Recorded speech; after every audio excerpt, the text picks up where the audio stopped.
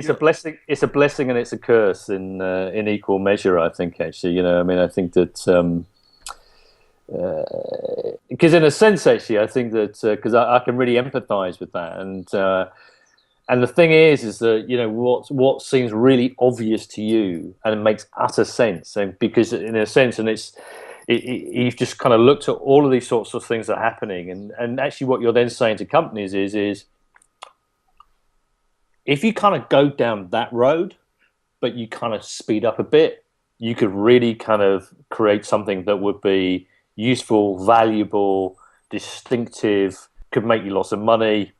And they kind of look at you going, what's he talking about?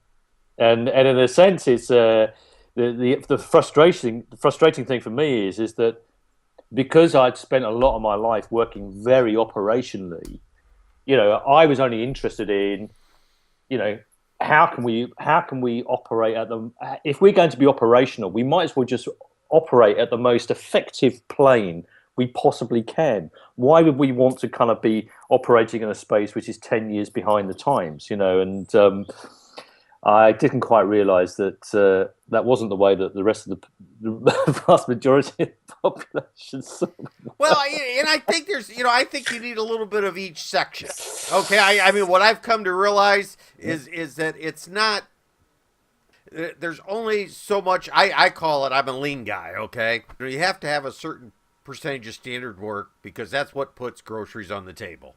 Okay. Yeah. All right. You have to have a certain portion of continuous improvement going on so that you can drive and create more standard work and keep your standard work up to date. So you got to have that side of it. But then you also have to have that component of exploration, of design, okay, in there too.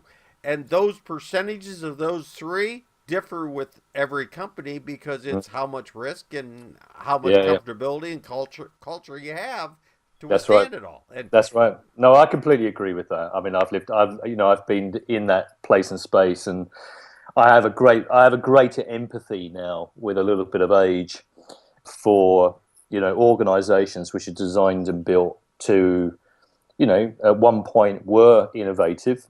Brought something, because if you become a very big company, it normally means that you are producing something at scale that people really want.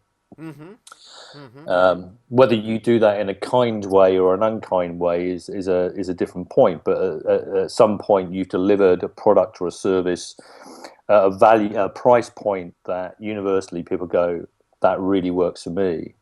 And of course, then what you're then really doing is, unless you have the exception to the norm, is maintaining that status quo for as long as you possibly can.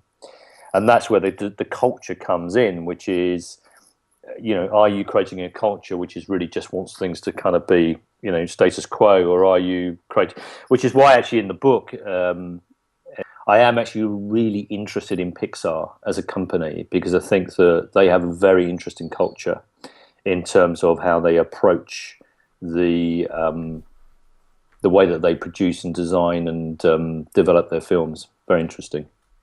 You can find me on Twitter at ALAN SMLXL, or Alan at Alan SMLXL, small, medium, large, extra large. I'm very happy to talk to people about the potential and possibilities of what design can do in this world and how we can make it a bit more beautiful. Well, I would like to thank you very much, Alan. This podcast will be available on the Business 901 iTunes Store and the Business 901 website. So thanks, everyone, for listening. Thank you. Thank you, Joe.